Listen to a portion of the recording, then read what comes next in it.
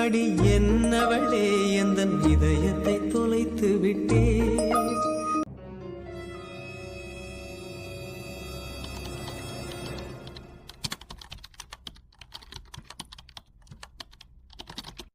சஜு வாங்க ப்ரோ. என்ன வாசல்லே நின்னுட்டீங்க? இல்ல பிஸியா இருக்கியா? இல்ல ஷவர் ஏதாவது ப்ராப்ளமா? அதெல்லாம் இல்ல, சும்மா வந்துட்டு பேசிட்டு போலான்னு வந்தேன். என்ன அமைதியாயிட்டா? அதெல்லாம் இல்ல, வாங்க. ஏதோ பேசுறதுக்கு வந்துட்டு அந்த பக்கம் பார்த்துட்டு இருந்தா என்ன அர்த்தம்? சஜு, எனக்கு எல்லாரும் மாதிரி சுத்தி வளைச்செல்லாம் பேச தெரியாது. நான் டைரக்டாவே கேட்கேன். உன் மனசுல ஏதாவது பொண்ணு இருக்காங்களா? பொண்ணா? இல்ல, நீ கல்யாணம் வேண்டான்னு சொல்றதுக்கும் வேற ஏதாவது காரணம் இருக்கணும்ல. 5 வருஷத்துக்கு முன்னாடியே எனக்கு வீட்டுல பொண்ணு பார்க்க ஆரம்பிச்சிட்டாங்க. 2 வருஷம் எனக்கு அந்த ஐடியா எல்லாம் இல்ல. ஏன்னா உங்க எல்லாருக்குமே தெரியும், எனக்கு ஹார்ட்ல ஒரு ப்ராப்ளம் இருந்தது. எல்லாரையும் மாதிரி நான் நார்மல் மனுஷன் எல்லாம் கிடையாது. எந்த வித்தியாசமான ஸ்மெல் வந்தாலும் உடனே எனக்கு பிரீத்திங் கஷ்டமா இருக்கும். எவ்வளவு நாள் மயக்கம் போட்டு விழுந்திருக்கேன். நானே ஒரு டாக்டர், ஆனா என் நோயே குணப்படுத்தவே முடியாம இருந்திருக்கு. ஒரு டாக்டரா இருக்கேன், எனக்கு அப்பவே தெரியும் என் உயிர் எப்ப வேணாலும் போயிடும் அப்படின்னு. என்ன ப்ரோ, இவ்வளவு நாள் ஆனதுக்கு பிறகு இப்படி எல்லாம் பேசிட்டு இருக்கீங்க? இல்ல சஜு, நிஜத்தை சொல்லிட்டு இருக்கேன். வீட்டுல கூட சொன்னாங்க, இவ்வளவு பணம் இருக்கு, வீட்டுக்கு ஒரே பையன், இந்த வீட்டுக்குன்னு ஒரு வாரிசு வேண்டாமா அப்படின்னு. அவங்க என் மேல இருக்க பாசத்துல சொல்லுவாவ. ஆனா என்ன நம்பி வரது ஒரு உயிருள்ள பொண்ணு இல்ல. எனக்கு ஏதாவது ஆச்சுன்னா அடுத்தது அந்த பொண்ணோட நிலைமை என்ன ஆகும்னா, கல்யாணம் வேண்டான்னு 2 வருஷம் சொல்லிட்டு இருந்தேன். அப்புறம் தான் என்ன நடந்துன்னு உனக்கே தெரியும். என்ன சொல்ல வாரீங்க? எனக்கு ஏன் கல்யாணம் வேண்டான்னு நான் வீட்டுல டைரக்டாவே என்ன ரீசன் சொல்லிட்டேன். 2 வருஷம் தாண்டினதுக்கு அப்புறம் பிரியாவை பிடிச்சிருந்து அப்பவும் டைரக்டாவே சொல்லியிருந்தேன், அவ மனசை மாத்ததுக்கு எனக்கு கொஞ்சம் டைம் வேணும் அப்படின்னு. அதே மாதிரி உன் மனசுலயும் யாராவது இருந்தா டைரக்டா எங்கள்கிட்ட சொல்லலாம்ல. அப்படி இல்ல வேற ஏதாவது பிரச்சனைனா கூட சொல்லலாம்ல. அதை விட்டுட்டு இப்படி கோவப்பட்டுட்டு ஓடி ஒளிஞ்சிட்டு இருக்கிறது நல்லாவா இருக்கு? கோவம் எல்லாம் படல ப்ரோ. எனக்கு கல்யாணம் வேண்டாம் அப்படின்னு நான் உங்களுக்கு புரிய வைக்க பாக்குறேன். அததான் சஜு நானும் கேக்குறேன். என்ன ரீசன் எங்களுக்கு தெரிஞ்சாதானே நாங்க அமைதியா இருப்போம். எனக்கு ஏதாவது பொண்ணை பிடிச்சிருக்கு, பொண்ணு வீட்டுல கொஞ்சம் நாள் ஆகும், அதனால கொஞ்சம் வெயிட் பண்ணுங்க, இப்படி ஏதாவது எங்கள்கிட்ட காரணம் சொன்னாதானே எங்களுக்கு புரியும். அதை விட்டுட்டு கல்யாண பேச்சு எடுக்கும் போதெல்லாம் நீ பாட்டுக்கு ஏதாவது ஒரு காரணத்தை சொல்லி தட்டி கழிச்சுட்டே இருந்தியன்னா பெரிய மனசு எவ்வளவு கஷ்டப்படும். ஏற்கனவே உனக்கு நல்லா தெரியும், அண்ணாண்டி உன்னோட அண்ணா இழப்புல இருந்தே இன்னும் வெளியே வரல. நேத்தை கூட அவ என்ன சொன்னாவ பத்தியா?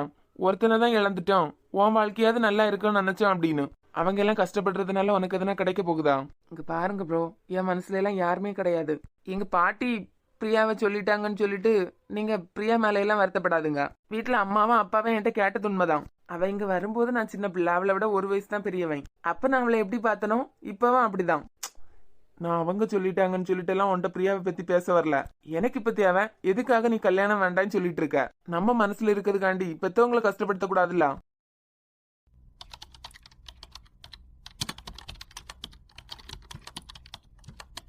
சஜு, நான் உன்கிட்ட தான் பேசிட்டு இருக்கேன். உன் பாட்டுக்கு லேப்டாப் எடுத்து டைப் பண்ணிட்டு இருக்க. ஒரு நிமிஷம் ப்ரோ, இந்த போட்டோல இருக்கவங்கள யாருன்னு தெரியுதா? சஜு இருங்க. இந்த வாட்ஸ்அப் ப்ரொஃபைல் இருக்கவங்கள யாருன்னு தெரியுதா? சஜு, இது உன்னோட வாட்ஸ்அப்பா? ஆனா உன் வாட்ஸ்அப்ல தான் டிபியே தெரியாதே. எப்படி என் மனசுல இருக்கிறது யாருக்கும் தெரியாதோ அதே மாதிரி என் ப்ரொஃபைல் எதுவுமே யாருக்குமே தெரியாது. என்னமா நீ இதுல இருந்து வெளியே வரலையா? எப்படி ப்ரோ வர முடியும்? சஜு, இன்னமும் நீ இதுல இருந்து வெளியே வரலையா? முழுசா இல்லாட்டாலாம் இப்பதான் பிரியா, உங்க அம்மா எல்லாருமே கொஞ்சம் கொஞ்சமா வெளியே வந்திருக்காங்க. நீ என்னடானா இப்பவும் வால்பேப்பர் டிபி எல்லாத்துலயும் அவர் போட்டோ வச்சிருக்க. விதி கூப்பிடும் போது யாரா இருந்தாலும் போய் தான் ஆகணும் சஜு. ஆனா விதி என்னதானே கூப்பிட்டு இருந்து அநியாயமா எங்க அண்ணனை பலி கொடுத்துட்டேங்களா?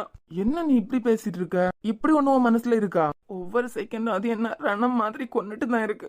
கண்ணை மூடுனா இந்த முகம் தான் எனக்கு வந்துட்டு போகுது. இதனாலதான் நைட்டு 2 மணி 3 மணி வரைக்கும் எல்லாம் வேலை பாக்குறது. இங்க பாரு சச்சு, அவரோட விதி அவ்வளவுதான் இருக்கு. யாரா இருந்தாலும் கடவுள் கூப்பிடும் போது பெய் தான் ஆகணும். நான் வரமாட்டேன் அப்படின்னு எல்லாம் இங்க இருக்க முடியாது. அதான் ப்ரோ, அந்த விதி என்னதானே கூப்பிட்டு எப்ப யாருக்கு எழுதி வச்சிருக்கோ அது எது மூலமாட்டாவது நடக்கும். அதை விட்டுட்டு நீ இப்படி லூஸ் மாதிரி சொல்லிட்டு இருக்க. அதெல்லாம் ஒன்றும் இல்லை ப்ரோ. அன்னைக்கு மீட்டிங் நான் போக இருந்த மீட்டிங். நான் மட்டும் அன்னைக்கு போயிருந்தேன்னா அவனுக்கு எதுவும் ஆயிருக்காதுலாம். தேவையில்லாம ஃப்ரெண்ட்ஸ் கூட சுத்திட்டு ஊதாரித்தனமா இருந்துட்டேன்.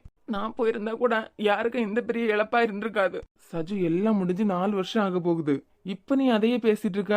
4 வருஷம் இல்ல ப்ரோ, 40 வருஷம் ஆனாலும் எங்க அண்ணனை கொன்ன பாவி நான் தான். இங்க பாரு, பைத்திய மாதிரி எல்லாம் பேசிட்டு இருக்காத. நானும் தான் அன்னைக்கு ஒரு கல்யாணத்துக்கு போயிருந்தேன். எங்க அம்மா அப்பா எவ்வளவோ சொன்னாவ. யூஎஸ்ல இருந்து வந்து கொஞ்ச நாள் தான் ஆகுது. தேவையில்லாம அங்கேயும் இங்கேயுமா அலைஞ்சி உடம்பு கெடுத்துக்காத. ஏற்கனவே பிரீத்திங் ப்ராப்ளம் இருக்கு, உன் ஃப்ரெண்டு கல்யாணத்துக்கு நாங்களே போயிட்டு வரோம் அப்படின்னு. அதே ட்ரெயின் ஆக்சிடென்ட்ல தான் நானும் இருந்தேன். அன்னைக்கு ஒரு உயிர் இல்ல சஜு, நல்லா புரிஞ்சுக்கா. 2 உயிர் போக இருந்தது. ஏதோ பிரியா மனசு வச்சதுனால இன்னைக்கு நான் உயிரோட இருக்கேன். யாரும் தெரிஞ்சே எதுவும் பண்றது கிடையாது. அன்னைக்கு ட்ரெயின் ஆக்சிடென்ட் ஆகுன்னு உனக்கு முதலே தெரியுமா என்ன? முதலே தெரிஞ்சிருந்தா அந்த ட்ரெயின்ல யாராவது ஏறி இருப்பாங்களா? நீங்க ஒரு டாக்டர், உங்க பார்வையில நீங்க பேசுறது கரெக்டா இருக்கலாம். ஆனா நான் எங்க அண்ணனோட தம்பி இல்ல. இங்க யாருக்கும் தெரிய மாதிரி அல்றது கிடையாது. தெரியும் சச்சு, நீங்க எல்லாருமே பிரியாவை இதுல இருந்து வெளியே கொண்டு வரணும்னு தான் கஷ்டப்பட்டுட்டு இருந்தீங்க. ஏன்னா நடந்த இழப்புல ரொம்ப கஷ்டப்பட்டது அவதான். இங்க பாரு, அஸ் அ டாக்டரா நான் ஒரு விஷயத்த சொல்றேன். என்ன ஒரு பிரச்சனை நமக்கு வரட்டு, இல்ல ஒரு சந்தோஷம் வரட்டு, அதை உடனே காமிச்சிடணும். கஷ்டம்னாலும் அப்படிதான், எல்லாத்தையும் உடனே வெளி காமிச்சிடணும். அதை விட்டுட்டு மனசுக்குள்ளாடியே வச்சு அழுது புழுகி நாளாக அது வேற மாதிரி கொண்டு விடும். அதுதான் உனக்கு நடந்திருக்கு. உனக்குள்ள இருக்க இந்த குற்ற உணர்ச்சியை முதலே நீ வெளிக்காட்டி இருக்கணும். உனக்குள்ளாடியே வச்சு பேசிட்டு இருந்திருக்க. நீங்க என்ன சொன்னாலும் அவனை கொன்ன பாவி நான் தான். பிரியாவோட ஹஸ்பண்டா இருந்துட்டு நான் இதை சொல்லக்கூடாது. அவ மனசு என்னால மாத்த முடிஞ்ச ஒரே காரணம் அவ முதல்ல இருந்தே உங்க அண்ணனை நினைச்சு அழுதுட்டு இருந்ததுனாலதான். ஆனா பாரு, நீ எல்லாம் யாருக்கும் தெரியாம மனசுக்குள்ளாடியே வச்சு இருந்திருக்க. அதனாலதான் இப்ப வரைக்கும் உன்னால வெளியே வர முடியல. தேவையில்லாம அதை யோசிச்சுட்டு இருக்காத. விதி யாருக்கு கணக்கு போடுதோ அந்த நேரம் யாரா இருந்தாலும் போய் தான் ஆகணும். நான் பூமியிலே இருப்பேன் அப்படின்னு எல்லாம் யாருக்கும் சொல்ல முடியாது. அதெல்லாம் இருக்கட்டு. அதுக்கும் நீ கல்யாணம் பண்ணாம இருக்கிறதுக்கு என்ன சம்பந்தம்? பிரியாவே புரிஞ்சுக்கிட்டா சஜு, நான் சந்தோஷமா இருக்கிறதா மாமா ஆசைப்படுவாங்கன்னு.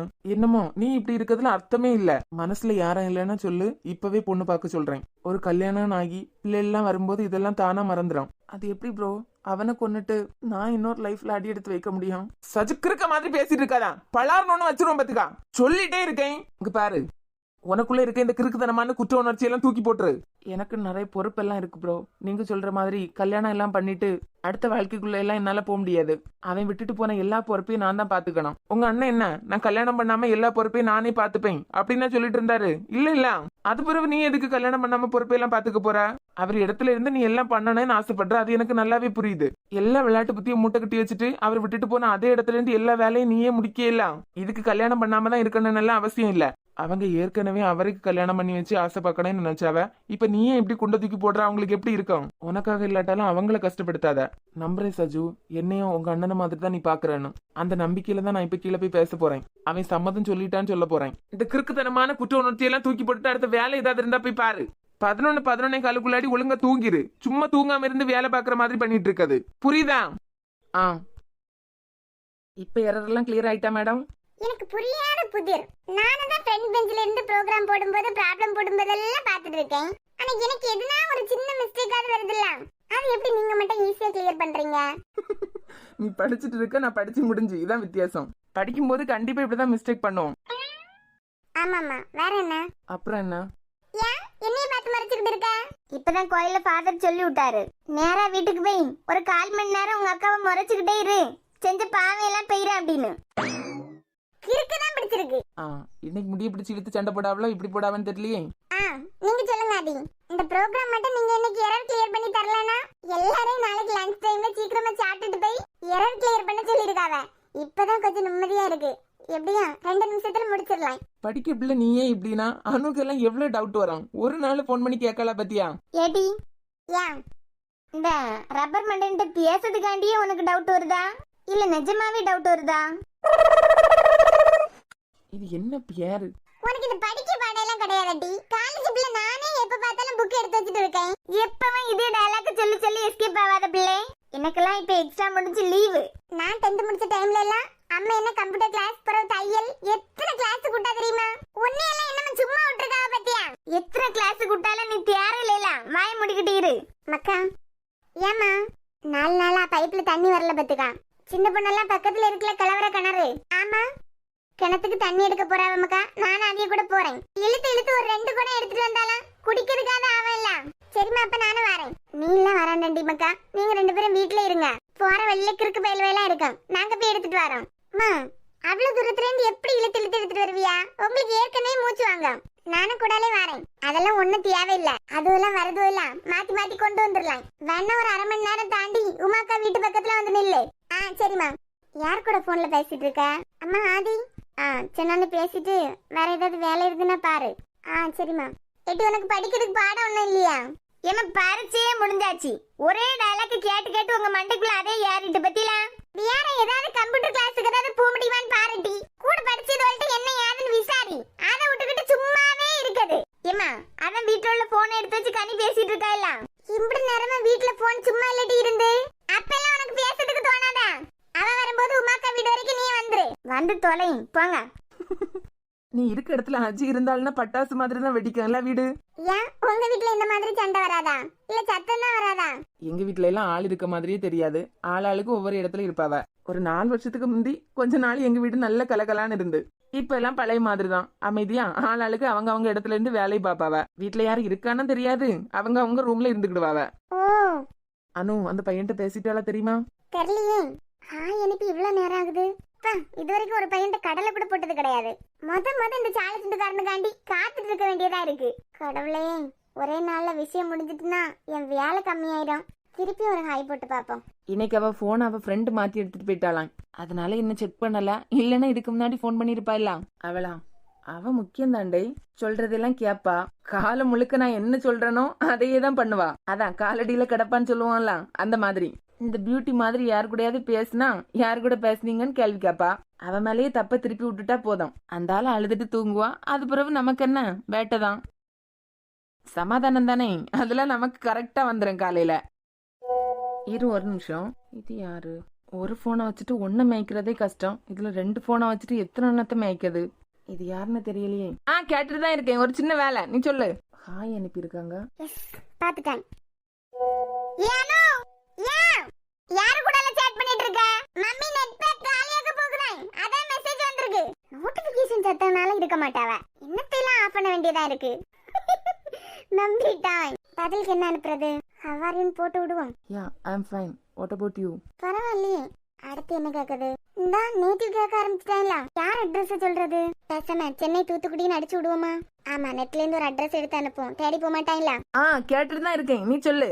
இங்க ஒரு சின்ன வேலை. ஒரே டைம்ல 2 மேய்க்கிறது எவ்வளவு கஷ்டமா இருக்கு.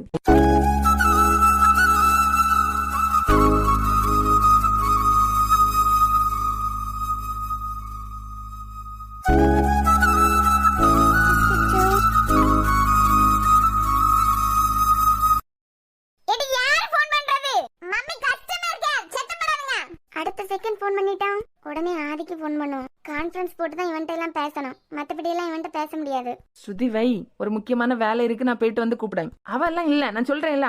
அவ போனை தான் அவ ஃப்ரெண்ட் மாத்தி எடுத்துட்டு போயிட்டாளாம். வீட்டுக்கு போனது அவங்க அம்மா போன்ல இருந்து எனக்கு போன் பண்ணி சொல்லிட்டா. இப்ப ஒரு 10 நிமிஷத்துல கூப்பிடேன். இந்த ஆளு வேற யாரு கூட பேசிட்டு இருக்காரு இப்ப. கனி, அனு லைன்ல வரா. அனுவா? ஒரு நிமிஷம் இரு, கான்ஃபரன்ஸ்ல பேசலாம்.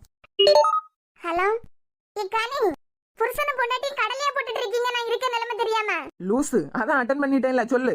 ஆதி, அந்த வீணா போனவனுக்கு ஹலோன்னு தான் மெசேஜ் பண்ணேன். வீணா போனவனா? அதான் அந்த கையிலுக்கு நண்பன். உடனே கால் பண்ண ஆரம்பிச்சிட்டான். அட்டெண்ட் பண்ணி பேசுனியா? இல்ல, திருப்பி கூப்பிடறதுக்கு தான் உங்களை கூப்பிட்டேன். நாம கான்ஃபரன்ஸ் போட்டு அவன்கிட்ட பேசுவோம். நாமலா? என்ன சீரியஸ் ஆயிட்டா? இங்க பாரானு, இப்ப நம்ம எல்லாம் சேர்ந்து பேசினா அவனை பிடிக்க முடியாது. ஆதி சவுண்ட் கேட்டாலே போனை வச்சிருவான். பிறகு உன் நம்பரை பிளாக் பண்ணிடுவான். ஆமானு, நீங்க எல்லாரும் மியூட் பண்ணுங்க. அவன் பேசுறத மட்டும் நீங்க கேட்டுட்டு இருங்க. சரி கால் பண்ணு. கடவுளே, உன்னால பாரத்தை போட்டுட்டு ஆரம்பிக்கேன். ஒரே போன் கால்ல இந்த சாலை துண்டுக்காரன மொத்தமா சிக்க வச்சிரு. எப்படிதான் இந்த கடலை பொடியெல்லாம் சந்தோஷமா கடலை பொடியாவளோ. கால் பண்ணு பக்கி. ஏய், போன் எல்லாம் பண்றா. வழக்கமா நம்ம தானே தேடி போவோம். Hello hello, who's this? I am Keerthika. Hi Keerthi. Nandhan, என்ன இன்னைக்கு காலேஜ் போயிட்டு சீக்கிரமா வந்துட்டீங்களா? ரெக்கார்ட் போட்டாலாம் தெரியலையே. ஆமா, உங்க நேட்டிவ் நான் தெரிஞ்சுக்கலாமா? தெரிஞ்சுக்கலாமே. நான் கன்னியாகுமரி. ஓ, எங்க ஒரு பக்கம் தானா? பரவாயில்லையே. ஒரு பையனுக்காண்டி கால் எல்லாம் பண்ணிருக்கீங்க. போட்டிருக்கா. ஏன்னா உங்களுக்கு என்ன தெரியாது, எனக்கு உங்களை ரொம்பவே தெரியும். ரொம்ப ஹேண்ட்ஸமா இருக்கீங்கல்ல. தலை எழுத்து எப்படி எல்லாம் சிக்க வச்சுட்டா இந்த கயல். இவனெல்லாம் ஹேண்ட்ஸம்னு சொல்ல வேண்டியதா இருக்கு. என்ன எப்படி தெரியும் உங்களுக்கு? நான் பஸ்ல காலேஜ் போகும்போது நீங்க காலேஜ் பஸ்ஸுக்காண்டி வெயிட் பண்ணிட்டு நிப்பீங்க. அப்ப பாத்துருக்கேன். ஓ, பஸ் ஸ்டாப் காதலா? காதலா? நாங்க ஆசைப்பட்டா மட்டும் போதுமா? உங்களுக்கு தான் வேற ஒரு பொண்ணு பிடிக்கும்ல. சீச்சி, நான் சிங்கிள் தான். அட பாவி, சிங்கிளா? ஆனா நந்தன், நீங்க ஸ்ரீயாஸ் இன்ஜினியரிங் காலேஜ்ல படிக்கிற ஒரு பொண்ண சின்சியரா லவ் பண்றதா கேள்விப்பட்டேன். அதனாலதான் உங்களுக்கு இவ்வளவு நாளா நான் மெசேஜ் பண்ணல. ஸ்ரீயாஸ் இன்ஜினியரிங் காலேஜ்ல எனக்கு யாரையும் தெரியாதே. அத்தடி அத்தா, இது உலகமுகா வில்லனா இருப்பான் போல எல்லாம் இருக்கு. ஏய், போய் தானே நீங்க கயல்னு ஒரு பொண்ணை லவ் பண்றீங்கல்ல? போட்டோ காட்டு, ஃபிகர் எப்படி இருக்குன்னு தெரிஞ்சுக்கிறது வரைக்கும் சமாளிக்கணுமே. கயலா? ஓ, நீங்க அந்த பொண்ணு சொல்றீங்களா? அவ மேல எனக்கு எந்த இன்ட்ரெஸ்டும் இல்லங்க. என்ன நடிப்பு நடிக்காய்? இன்னும் சொல்ல போனா அந்த பொண்ணுதான் எனக்காண்டி லோன்னு என் பின்னாடியே அலையுது. பாத்தீங்களா? ஒரு பொண்ணால நீங்க என்னைய தப்பா நினைச்சிட்டீங்க. இப்படிதாங்க பல பேரோட வாழ்க்கையில நடந்துட்டு இருக்கு. அந்த பொண்ணுட்ட நான் ஏற்கனவே ஸ்ட்ரிக்டா சொல்லிட்டேன், இனிமேலாம் என் பின்னாடி வராத அப்படின்னு. இருந்த பிறகு கேட்கவே மாட்டேங்கிறா. அவ வாழ்க்கையோட சேர்த்து என் வாழ்க்கையை அழிச்சிட்டு இருக்கா. ஓ அப்படியா? எங்க நீங்க என்கிட்ட பேசிடுவீங்கன்னு சொல்லிட்டு உங்க ஃப்ரெண்ட்ஸ் எல்லாம் போய் சொல்லிருப்பாங்க பொறாமையில. இவன்ட பேசதே ஒரு பாவம், இதுல பொறாம வேற படணுமா? அப்புறம் கீர்த்தி, உங்க போட்டோ ஒன்னு சென்ட் பண்றீங்களா? ஆத்தி, நான் இப்ப யார் போட்டோ அனுப்புவேன்? ஆதி ஏதோ பொண்ணு போட்டோ அனுப்பியிருக்காரு. டோன்ட் வரி, இதை அவனுக்கு அனுப்பு ப்ளீஸ். ஃபார்வர்ட் பண்ணிடாதா. நீ பேச முன்னாடியே போட்டோ கேட்பேன்னு எனக்கு தெரியும். அதான் நெட்ல இருந்து டம்மி போட்டோ எடுத்து வச்சிருக்கேன். மறந்தும் ஃபார்வர்ட் பண்ணிடாத, மாட்டிப்ப. ஆதினா ஆதிதான். நீங்க ஷாக் ஆக வேண்டாம், நான் பார்த்துட்டு உடனே டெலீட் பண்ணிடுவேன். நம்பிக்கை இல்லைன்னா நீங்களே 2 பேருக்கும் டெலீட் பண்ணி விட்டுருங்க. சேச்சா, உங்களை நம்பாமலாங்க. நான் போட்டோ அனுப்பிட்டேன் பாருங்க. வாவ், லைக் ஏஞ்சல் மாதிரி இருக்கீங்க. சொல்லுவாவ எல்லாரும். எப்படி இந்த கையில் இவன்ட்ட மணிக்கணக்கா கடலை போடா? ஒருவேளை 2 போன் வச்சிருப்பானோ? ஒரு போன் இதுக்கு முன்னாடி மாட்டிருப்பானே.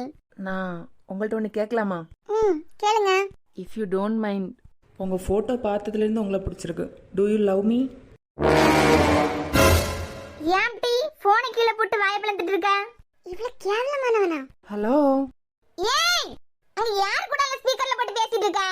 நந்தன், என் ஆண்டி கூப்பிட்டு இருக்காங்க. நான் என் ஆண்டி வீட்ல தான் நிக்கிறேன். அப்புறமா உங்களுக்கு கூப்பிடுறேன். அவசரப்பட்டுட்டனோ? அழகான பொண்ணு வேற, கொஞ்சம் கொஞ்சமா மூவ் பண்ணிருக்கலாம். ஓகே, பின்னாடி ஏதோ சவுண்ட் கேட்டலாம், அதனால தானே கட் பண்ணா. பார்க்கலாம், திருப்பி போன் வரான். ஆதி, இதுவே போதும். அவன் பேசினது எல்லாம் ரெக்கார்ட் பண்ணிட்டேன். அறிவில்ல உனக்கு? முதல்ல இந்த தெருநாயிட்டெல்லாம் நீ பேசாத நான் வந்துட்டு சொன்னா? அறிவு கட்டவன், இந்த பேச்சு கேட்கறதுக்கா நீ அவனுக்கு கால் பண்ண? ஆதி, இப்ப நீங்க கோவப்படுறதுனால ஒண்ணுமே இல்ல. நான் போன் பண்ணதுனால தானே இவ்வளவு பெரிய விஷயத்துல மாட்டிருக்கான். இதை மட்டும் கையில் பார்த்தால்னா இனிமே அவன் தப்பிக்கவே முடியாது.